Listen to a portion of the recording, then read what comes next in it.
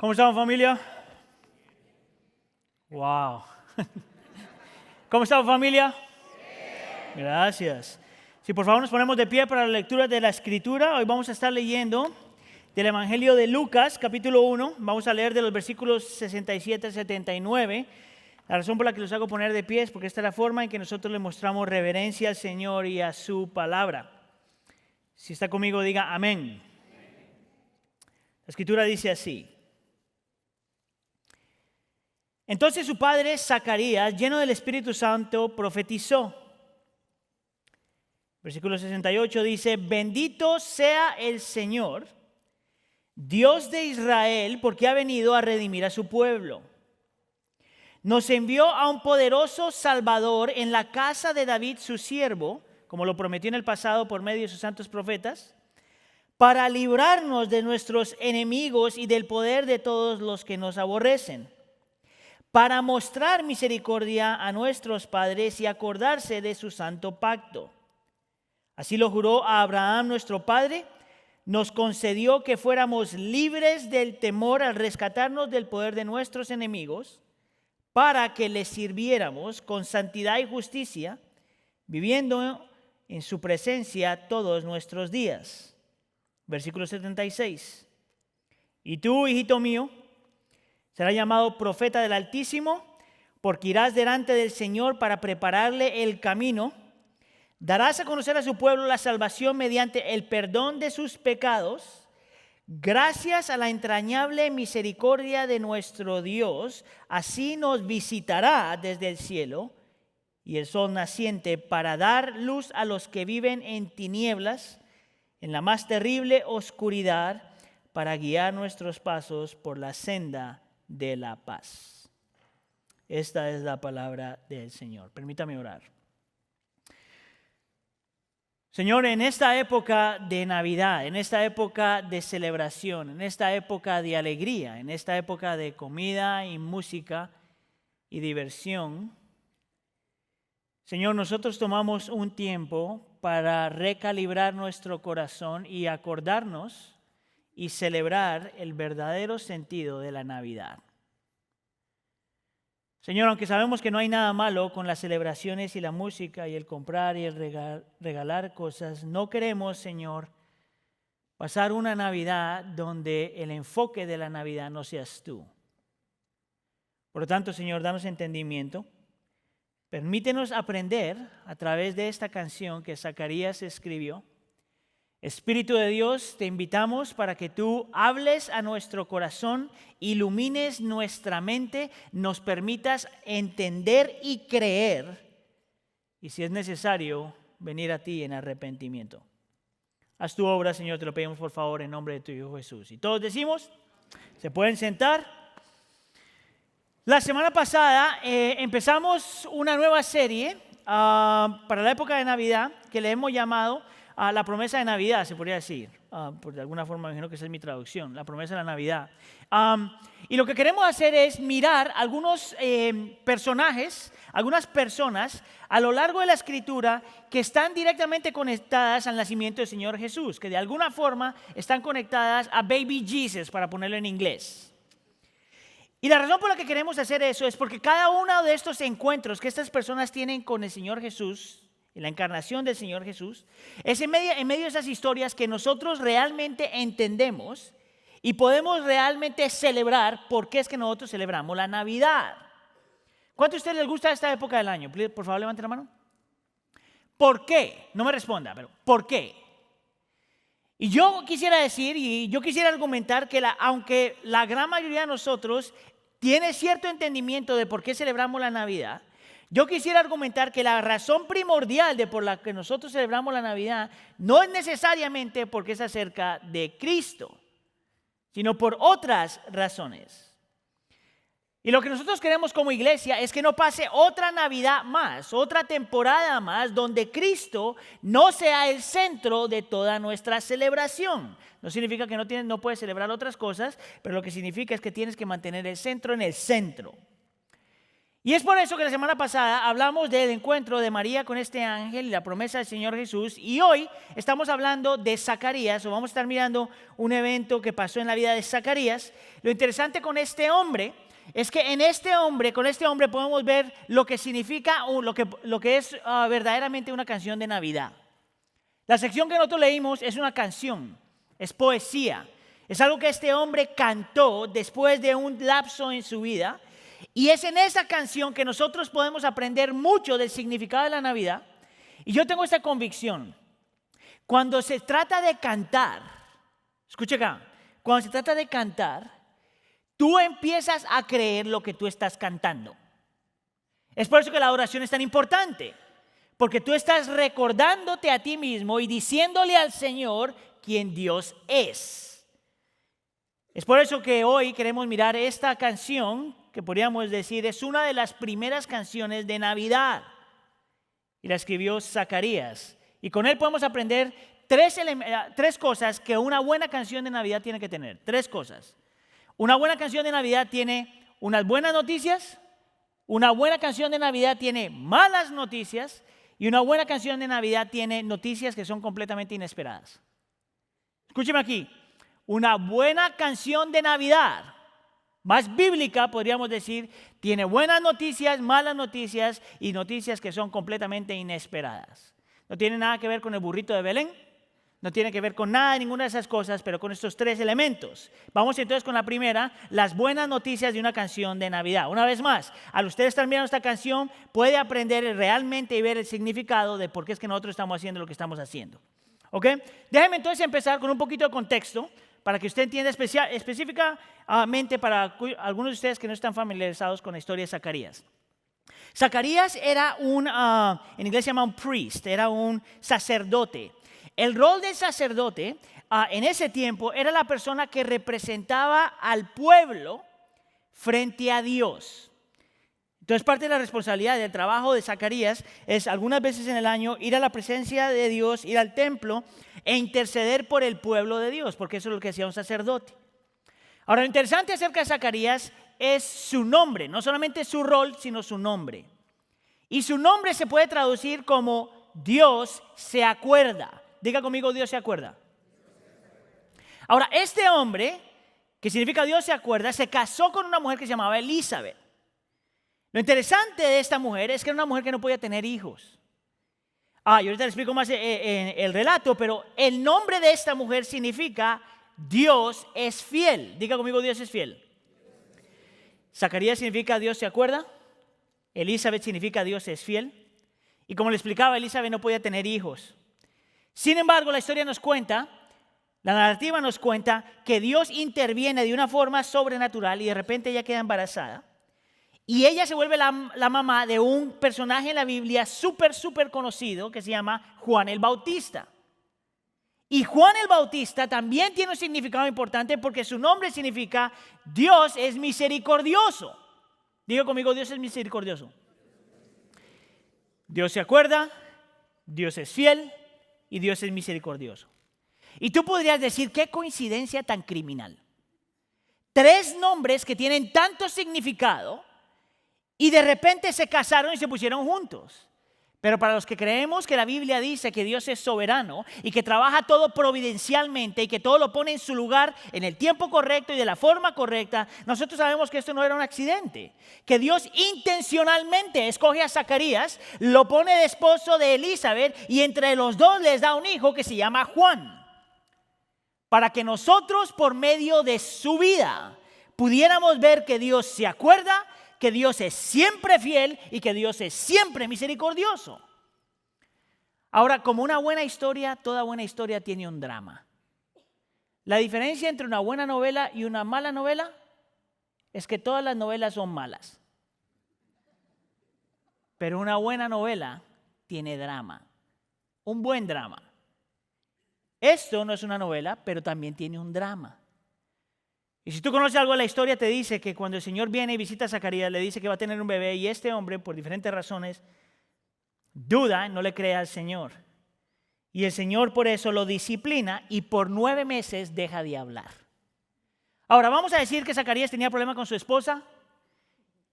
y este hombre no hablar por 9 meses posiblemente era una bendición para ella. Pero la disciplina es que el hombre no se podía comunicar de ninguna forma y tuvo que esperar todos los 9 meses hasta que el Señor le diera vida y naciera Juan el Bautista. Es más, cuando tú lees te das cuenta que él habló, la primera vez que habló después de 9 meses fue una semana después de que Juan el Bautista nace. Ahora, lo interesante es esto. Es que en esta disciplina del Señor, como todas las disciplinas del Señor, el Señor te pasa por algo, pero no simplemente para castigarte, sino para que en ese proceso tú crezcas. Y como buena disciplina del Señor, este hombre entendía que si el Señor le dio 9 meses de estar callado, en esos 9 meses él tenía un trabajo. Tenía que pensar, tenía que orar, tenía que meditar, tenía que estudiar, tenía que buscar la presencia del Señor para poder entender por qué Juan existía o vendría a existir y por qué Cristo vendría. Por 9 meses este hombre está escribiendo esta canción en su mente. Por 9 meses él está escribiendo una de las primeras canciones de Navidad y en mi opinión una de las mejores canciones de Navidad. Ahora lo interesante es cómo él empieza la canción. Mira cómo dice aquí en el versículo 68, bendito sea el Señor Dios de Israel. Lo primero que sale de su boca, después de 9 meses él estar luchando en su corazón con el Señor, después de estar pensando acerca de los planes y las promesas de Dios, lo primero que sale de su boca es bendito sea el Señor. ¿Sabes por qué esto es importante? Porque la Navidad no es acerca de ti, es acerca de Él. Por eso es que una de las primeras canciones de Navidad lo pone a Dios por encima de todas las cosas. Lo pone primero que todas las cosas. Para que nosotros nos acordemos, especialmente si eres creyente, que la razón por la que nosotros nos estamos acordando de lo que nos estamos acordando y estamos celebrando lo que estamos celebrando, no es porque la Navidad es acerca de ti y de mí, es acerca de Él. Esta es la diferencia radical entre la celebración de la Navidad cristiana, por decirlo de alguna forma, y la celebración de la Navidad secular. En la celebración secular de la Navidad, el centro de todo es el ser humano. Es una celebración, se llama antropocéntrica, donde pone al ser humano en el centro de todo. No Dios, no su obra, no Cristo. Yo. Es acerca de lo que yo quiero. Es acerca de mi listita que le voy a dar a todo el mundo para que me compre. Es acerca de la comida que yo quiero. Es acerca de lo que quiero que me den. Es acerca de lo que tengo que experimentar. Hasta cierto punto es una celebración donde pone al ser humano en el centro y se vuelve toda una celebración sentimental y muchas veces hasta romántica que no tiene nada que ver con Dios. ¿Sabes de dónde yo saco eso? Porque esta semana estaba estudiando. Yo quería probar, como esta es una canción, yo quería ver qué es lo que la cultura dice por medio de sus canciones acerca de la Navidad. Eso es bien simple hacerlo. Hay un programa que se llama Spotify. ¿Cuántos de ustedes conocen Spotify? Ok. Para los que no lo conocen, es un programa, se podría decir, en el que tú tienes acceso a música digital, ¿verdad? Y tienes acceso a miles de canciones. Lo que hace Spotify, como buena gente que quiere vender su producto, todos los meses, por lo general, te pone las primeras 5 canciones, las primeras canciones más populares en ese mes o en esa temporada. Entonces yo me fui a ver qué es lo que está diciendo Spotify acerca de la época de la Navidad y nos dice que hay, y todas son en inglés, entonces aquí vamos a cantar en inglés, no se preocupe. Y dice que las primeras 5 canciones, las canciones más populares en la época de Navidad, son estas. ¿Está listo? Escuche acá. Voy a cantar. No voy a cantar, pero la primera canción es de una mujer que se llama Mariah Carey. Y la canción más famosa de ella, esta es la canción número 1 en la Navidad. Escucha acá, la canción número 1 en la Navidad. Dice, all I want for Christmas is you. Lo único que yo quiero para la Navidad eres tú.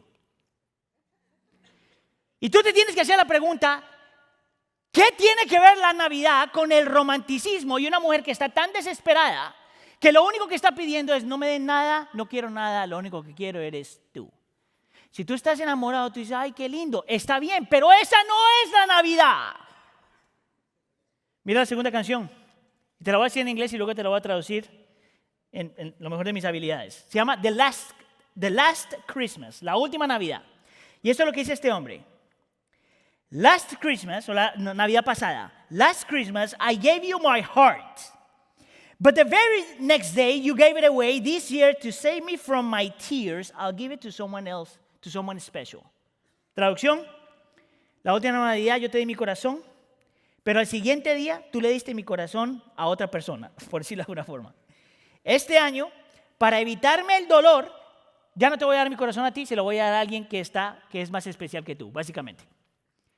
Esto es interesante acerca de esa canción. Primero, que en inglés ni siquiera rima, mala canción, y número, es que es una canción bien mediocre. Esta es una de estas canciones que este cuate tomó como 2 minutos, seguramente había comido, escribió 2 minutos esta canción, y se volvió la canción número 2 en esta época de la Navidad. Yo podría continuar, pero hay una canción de Justin Bieber que ni siquiera la voy a mencionar porque eso es perder tiempo. Y la número 4, simplemente por lo que es medio conocida, es Ariana Grande. Si usted no sabe quién es, pregúntele a sus hijos y a sus hijas porque ellos sí saben. Y esta mujer escribe una canción que me llamó mucho la atención que se llama Santa Tell Me. No, Santa Claus, dime algo, ¿verdad? Esta pobre mujer, esto es lo que escribe en su canción, que es la número 5 en Spotify, en la celebración de Navidad. Santa, tell me if you're really there. Don't make me fall in love again. If he, la persona, won't be here next year, Santa, tell me if he really cares. Traducción, Santa, dime, si estás ahí, no hagas que yo me enamore otra vez. Si vas a estar ahí el próximo año, y si él no va a estar ahí el próximo año, por favor, permíteme que no llegue allá, básicamente. Yo estaba mirando esta canción y estaba diciendo, esta pobre muchacha está tan confundida. Primero porque le está hablando Santa y parece que no se hubiera dado cuenta que Santa Claus da regalos, no personas. Primer problema. Número 2, que ella está tratando a Santa como un consejero. Y número 3, que ella asume que Santa sabe lo que va a pasar el próximo año. Tremendo error. Y te das cuenta que estas canciones son tan populares, ¿sabes por qué? Porque te mueven las emociones y porque pone al ser humano en el centro de todo. Es más, yo me atrevería a decir que la razón por la que algunos de nosotros estamos tan enamorados del amor no es por lo que el amor significa, sino por lo que te hace sentir. Enamorados del amor, no lo que el amor es. Y tenemos toda una industria dedicada para poner al centro, en el medio, al ser humano, en el centro de todo, en la época donde solo Dios es el centro. Porque la Navidad es acerca de Él. Bendito sea el Señor, Dios de Israel. La primera frase que sale de su boca. Ahora, no solamente una buena canción de Navidad te pone a Dios en el centro, sino que te explica cómo ese Dios escoge venir a ti. Entonces tú puedes ver eso, por ejemplo, en los versículos 68 y 78, cuando dice, bendito sea el Señor Dios de Israel, porque ha venido a redimir a su pueblo, así nos visitará desde el cielo el sol naciente. Y note la palabra ha venido y visitará. Es de aquí, es donde sacamos la palabra advenimiento. ¿Lo dije bien? Adviento. ¿Verdad? Significa Dios visitar, Dios llegar. La Navidad es la celebración donde nosotros nos acordamos que Dios en Cristo viene, se acerca, visita y llega. No cualquier Dios, no un Dios, sino el Dios. El Dios poderoso, el Dios grande, el Dios hermoso, el Dios autosuficiente, el Dios eterno, escoge visitarte, escoge venir a ti. Si eso no está en el centro de tu celebración, tú no entiendes la Navidad. La pregunta que yo le hacía al texto cuando estaba estudiando esto era, ¿pero por qué viene?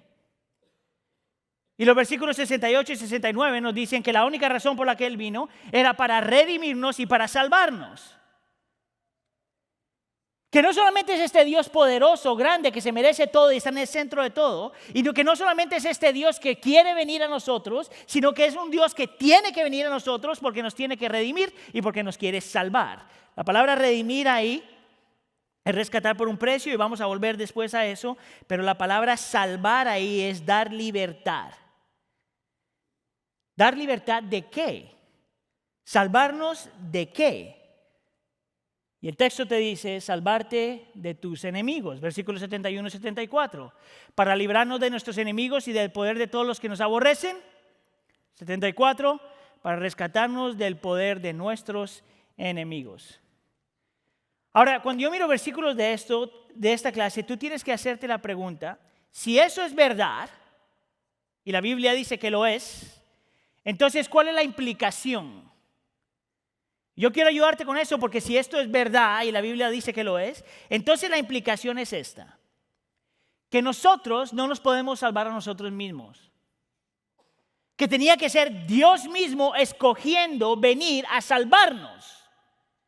Que somos tan débiles, tan necesitados, tan miniaturas, que si Dios no escoge venir a salvarnos, nosotros estaríamos completamente destruidos.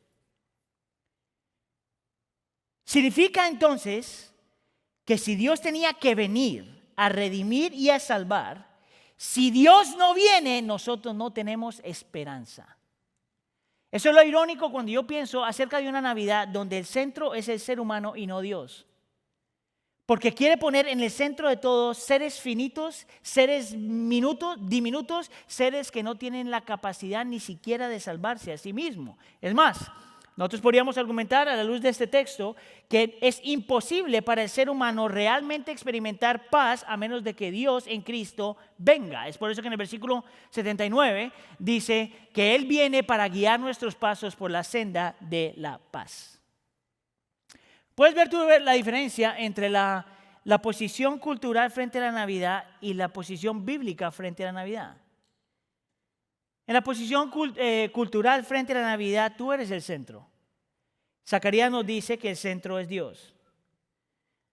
La cultura nos dice que nosotros en este tiempo celebramos y nos acordamos de lo bonito que es comprar, pasar tiempo juntos, comer, disfrutar y gastar en las tarjetas de crédito.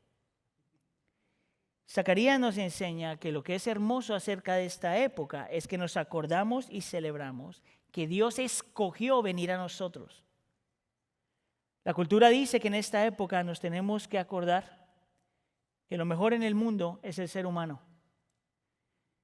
Y Zacarías nos recuerda que lo mejor en el mundo no es el ser humano, es Dios. Y que nosotros estamos tan necesitados que Él tenía que venir. Estas son las buenas nuevas. Ahora la pregunta que yo te tengo que hacer ¿es así como tú estás pensando acerca de la Navidad? Es más, yo me atrevería a decirte, porque aquí tenemos un montón de padres, quiero empujarte y decir, es así como tú le comunicas la Navidad a tus padres, a tus hijos. ¿En qué estás gastando más tiempo? ¿En la lista de regalos? ¿O en lo que está pasando o lo que ya pasó con Cristo en esta época del año? Podrías tú mirar al final de esta época y decir, Dios estuvo en el centro de todo. Una canción de Navidad que no tiene como el mensaje central no es una canción de Navidad. Es solamente algo emocional o sentimental, algo que te hace que te enamores otra vez. Ahora, lo interesante de esto es que si hay buenas nuevas, implica que tenía que haber noticias malas. Porque si no hay noticias malas, ¿por qué necesitamos noticias buenas? Y esto me lleva entonces al segundo punto. ¿Cuáles son las malas noticias de la Navidad? Y lo que te voy a mostrar aquí es que cuando yo digo que éramos necesitados y que éramos gente limitada y que cuando digo que nosotros somos tan débiles y tan vulnerables que si Dios no viene a nosotros, nosotros nos perdemos, es porque de la única forma que tú realmente puedes celebrar y disfrutar lo que está pasando es cuando eso es verdad en tu vida. Cuando tú realmente te convences a ti mismo que tú eres tan pecador, tan débil, tan limitado, tan vulnerable, tan necesitado, que si Dios no viene por ti, tú no tienes chance. Es por eso que la palabra misericordia aparece 2 veces en el texto. Mira lo que dice en el versículo 72-78. Dice que Cristo viene para mostrar misericordia a nuestros padres. Viene gracias a la entrañable misericordia de nuestro Dios. Ahora, si tú has estado en la iglesia por un buen tiempo, la palabra misericordia no es un concepto nuevo. Es más, yo me atrevería a decir que nosotros, esta es una de las palabras que más utilizamos, porque cuando nosotros utilizamos la palabra misericordia, nos estamos acordando del amor de Dios, del perdón de Dios, de la compasión de Dios. Y a la misma vez, la gran mayoría o algunos de nosotros nos acordamos que la palabra misericordia significa que Dios no te da lo que te mereces. Eso es misericordia. Que Dios no te da lo que te mereces. Y yo me atrevería a decir que la palabra misericordia es una palabra que es tanto hermosa como ofensiva. Hermosa porque te dice acerca de quién es Dios y lo que vino a hacer. Pero a la misma vez es ofensiva porque te dice que tú estás tan perdido, estás tan dañado, eres tan pecador que Dios tenía que venir por ti. Es más, la palabra misericordia te va a decir que tú eres más malo de lo que tú crees. ¿Escuchó eso? La palabra misericordia te va a decir que tú eres más malo de lo que tú crees. La palabra misericordia te va a decir que cuando Cristo vino, Él no vino para librarte necesariamente de los enemigos fuera de ti, sino del enemigo que vive en ti. ¿Sabías tú que tu peor enemigo no es ni tu esposo ni tu esposa, ni tu amigo ni tu amiga, ni tu vecino ni tu vecina, ni tu compañero de trabajo ni tu jefe, ni siquiera el terrorista más terrible que puedas pensar? El peor enemigo que tú y yo tenemos es nuestro corazón. Y que tú y yo somos esclavos de nuestro pecado. Y que somos víctimas de nuestro pecado. Mire, aquí hay gente que ha sufrido mucho porque ha sido víctima del pecado de otro. Y yo no quiero minimizar eso porque eso es una realidad. Pero la realidad es que tu peor enemigo y la persona que te victimiza más nunca es nadie fuera de ti. Eres tú mismo. Tú eres más malo de lo que tú crees. Es más, tú eres tan malo que Cristo no solamente quería venir, sino que Cristo tenía que venir. Solo de esa forma tú puedes entender la canción. Esa es la única forma que hace sentido, porque Cristo tenía que venir. Mira los versículos 77 y luego 79. Dice que Cristo vendría para dar a conocer a su pueblo la salvación mediante el perdón de sus pecados. Si tú no eres tan malo, ¿por qué perdonar lo que tú no tienes? Y luego en el versículo siguiente, el versículo 79, dice que Él viene para dar luz a los que viven en tinieblas, en la más terrible oscuridad. La razón por la que estaba incluyendo esto cuando estaba estudiando el tema es porque el estar en la oscuridad, en mi opinión, es la mejor descripción de lo que significa ser un pecador. En teología se llama una depravación total. Esto no significa que tú eres la persona más mala en el mundo, pero lo que significa es que si eres malo y que tienes el potencial de hacer cosas terribles. Ahora, yo no sé si usted alguna vez ha estado en un cuarto que es tan oscuro, pero tan oscuro que tú no te puedes ver ni siquiera la mano enfrente. Yo he estado en un cuarto donde no se ve nada. Y lo que te puedo decir es que estar en un cuarto tan oscuro, primero, no te permite ver nada. Estás completamente desorientado. No sabes ni para dónde vas ni para de dónde vienes. No sabes dónde está el sur y no sabes dónde está el norte. No sabes dónde está el este o el oeste. Y sabes que cualquier decisión que tú tomes puede llevarte a una situación peor. ¿Tú sabes por qué? Porque no puedes ver nada. Y la Biblia describe nuestra condición de esa forma. Gente que camina en oscuridad. Entonces, por ejemplo, otras palabras que la Biblia utiliza para describir la realidad de nuestro corazón dice que nosotros estamos separados. No solamente separados de Dios, sino separados de su luz, separados de su verdad, separados de lo que Él quiere para nosotros. La Biblia dice que una persona en pecado es una persona que no tiene la habilidad de arreglarse a sí mismo. Es por eso que para nosotros sin Cristo es simplemente imposible pensar en las cosas que tenemos que pensar. Para nosotros sin Cristo es imposible desear las cosas para las cuales Dios nos creó para que deseemos. Nosotros sin Cristo no podemos ni siquiera decir las cosas para las cuales Dios nos diseñó. Nosotros sin Cristo no nos podemos comportar de la forma que Dios quiere que nos comportemos. Es simplemente imposible.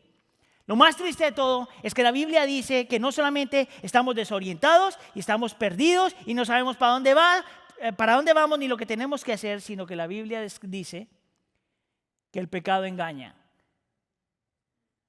¿Sabes lo que significa eso? Que nos convencemos a nosotros mismos de que no estamos tan mal. De que estamos ciegos a nuestra propia necesidad. Que estamos aún ciegos a nuestro propio pecado. Que aun cuando sabemos que somos víctimas de nuestro pecado, insistimos en creer que no está tan mal. Estaba pensando eso en medio de los servicios, entonces esta es gratis solamente para ustedes. ¿Sabes tú cómo nosotros lidiamos con nuestro pecado? 3 formas. 1, lo minimizamos. No está tan mal. 2, se me fue. Lo magnificamos. Decimos, ese pecado, ese sí está mal. Y 3, lo normalizamos. Eso está bien bueno.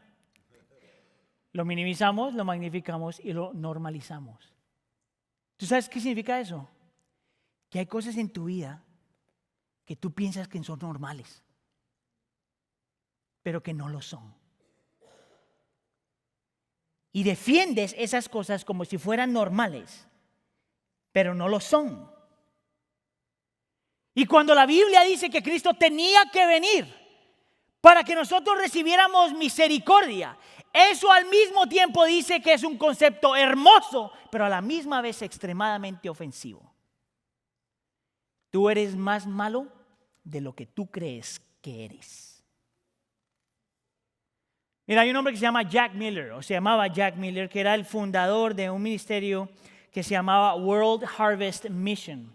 Este hombre era un teólogo, pastor y misionero y maestro, profesor de seminario. Y él decía que cuando él hablaba de este tema, él veía este comportamiento en la gente, ese mismo comportamiento que yo veo. Cuando tú le dices a alguien que es más malo de lo que él cree, la respuesta es, no tanto. Y la razón es porque siempre estamos mirando a otra persona, ¿verdad? Y nos comparamos con otra persona. Una vez más, lo magnificas, lo minimizas o simplemente lo normalizas. Entonces este hombre se inventó una forma para él convencer a la gente de que realmente era más mala de lo que creía. Y eso es lo que yo quiero hacer contigo ahorita. Feliz Navidad. Fíjese acá. Él creó un examen, se podría decir, un assessment, un examen que se llama el examen de la lengua. Yo sé, y acabo de empezar, ni siquiera les he dicho todavía nada.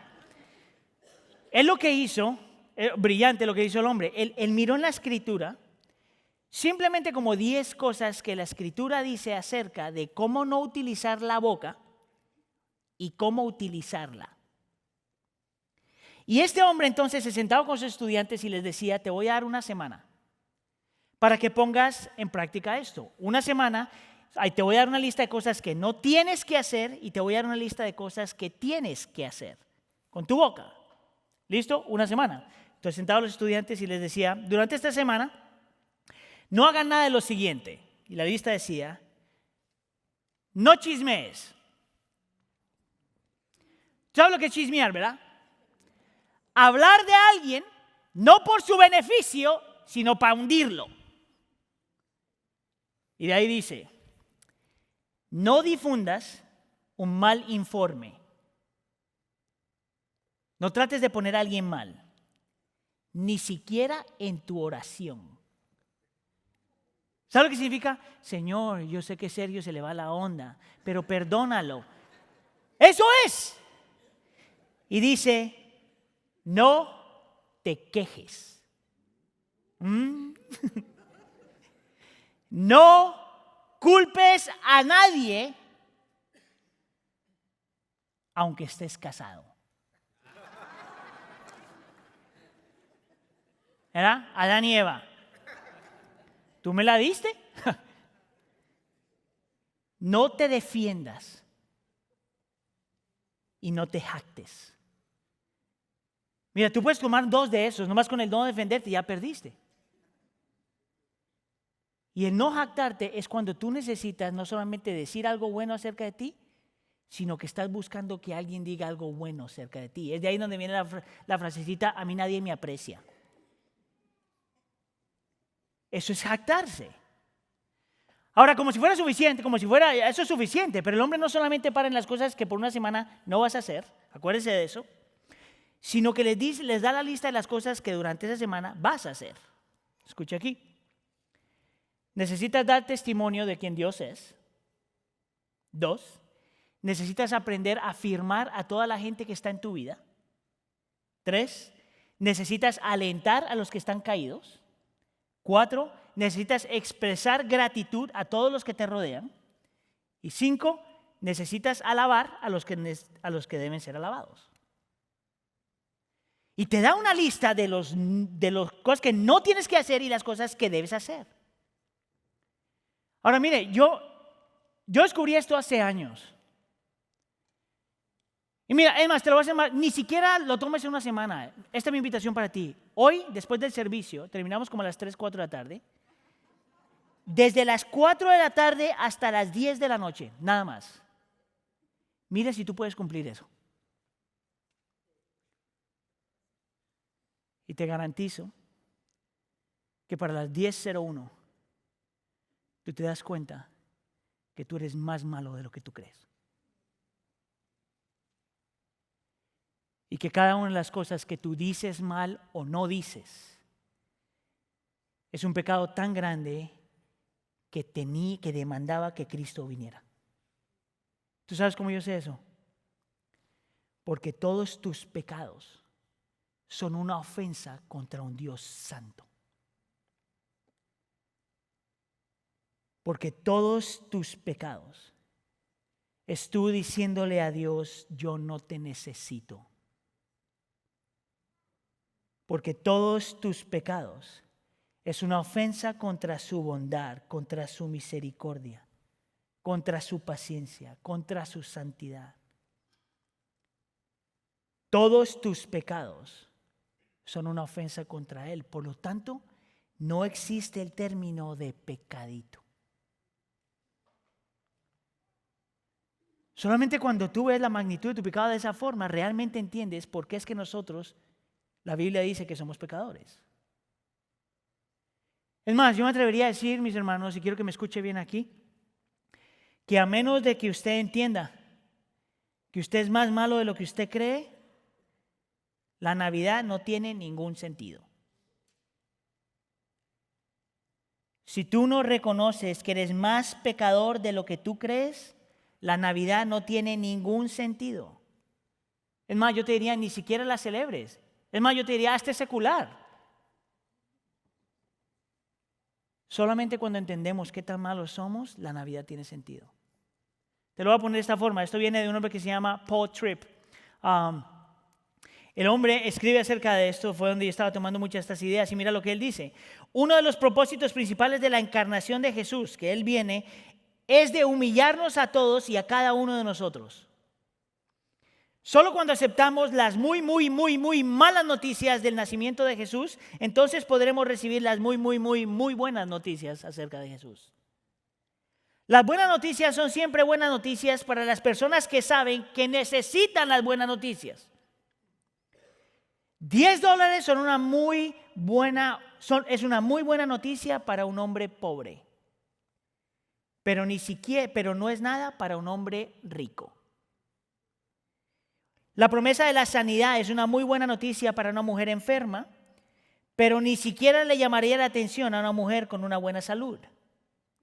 El nacimiento de Jesús es la peor y la mejor noticia de la historia. Y comprender ambas cambian tu vida para siempre.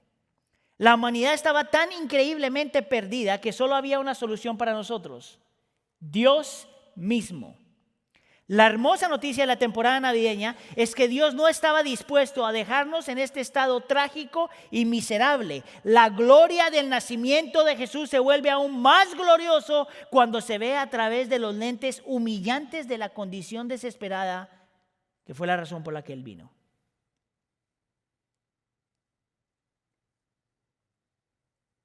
No hay forma de celebrar Navidad a menos de que tú entiendas qué tan mal estás y qué tan mal has estado.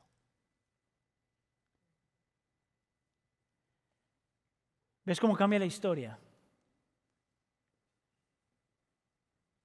Tú estabas tan mal o estás tan mal que Cristo tenía que venir. Pero Dios te ama tanto que Cristo quería venir.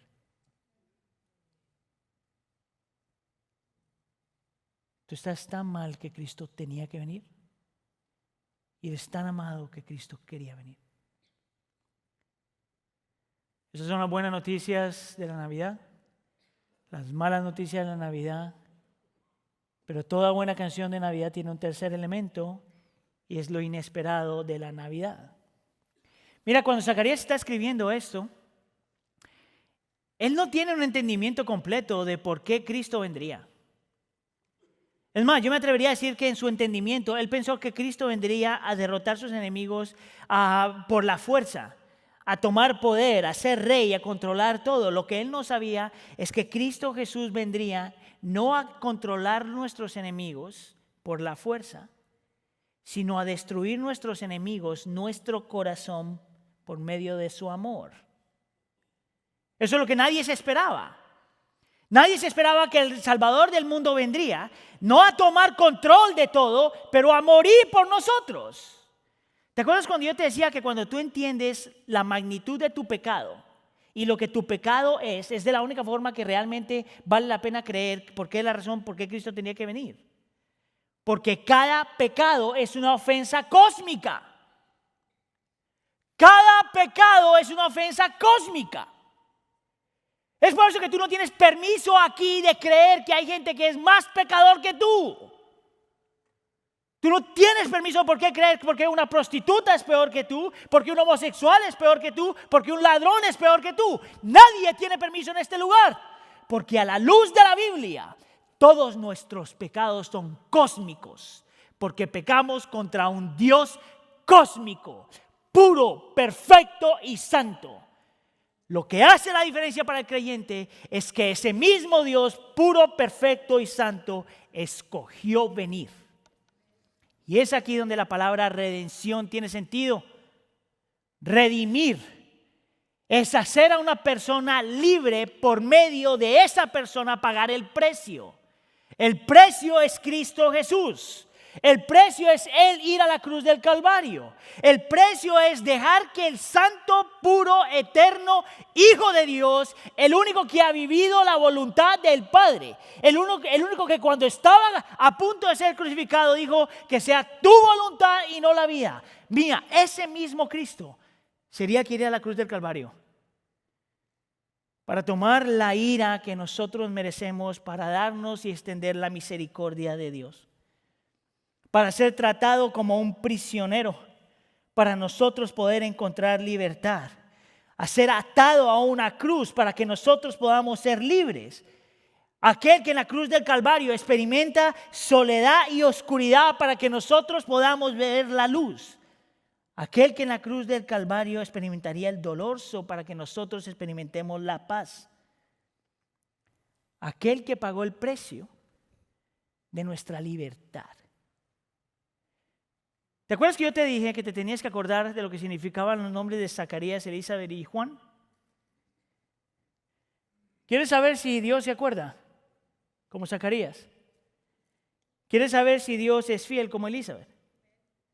¿Quieres saber si Dios es misericordioso como el nombre de Juan? Mira a Cristo Jesús y el crucificado.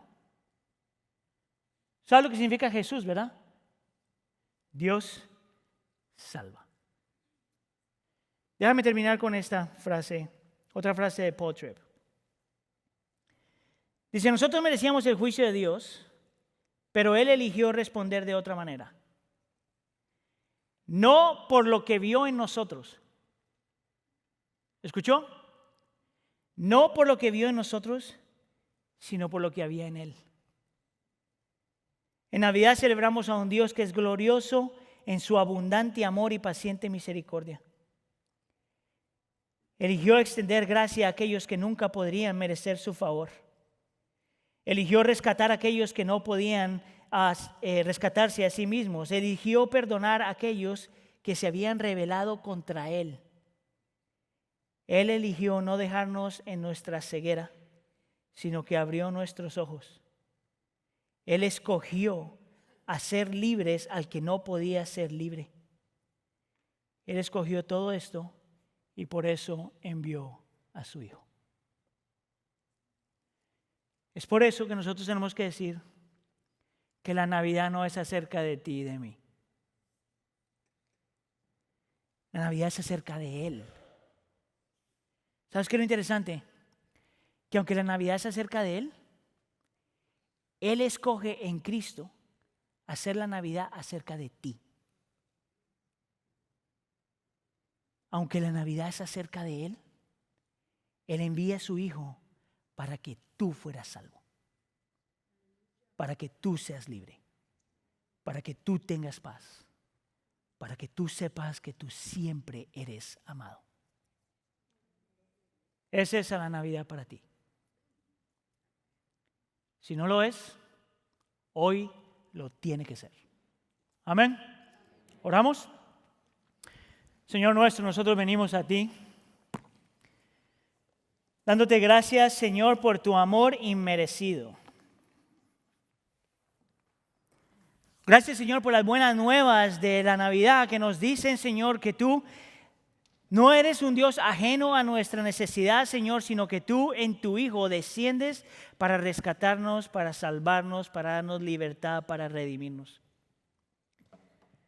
Pero, Señor, una vez más en esta Navidad queremos reconocer, Señor, que no solamente necesitamos las buenas nuevas, sino las malas nuevas.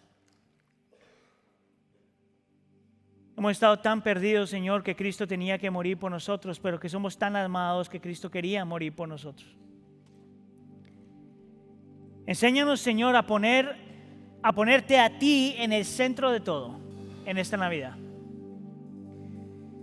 Enséñanos, Señor, a abrazar, Señor, lo bueno, lo malo y lo inesperado de la Navidad.